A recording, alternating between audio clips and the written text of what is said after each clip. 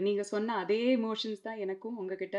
நீங்க வந்து நம்ம 2 பேரும் ஒரே மாதிரியான லூசுங்கன்னு நெனைக்கிறேன்.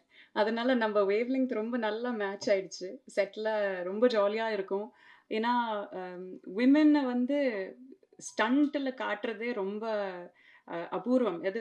ரொம்ப ரொம்ப கையில விரல்ல எண்ண முடியற மாதிரியான அளவு படங்கள்ல தான் அந்த மாரி வந்திருக்கு. ஸோ எங்க 2 பேருடையும் பெயின், விக்டரி எல்லாமே ஒரே ஒரே ஜர்னி நாங்க போயிட்டுருக்கோம். அதனால எங்களுக்கு நல்ல ஒரு சிங்க் ஆயிடுச்சு.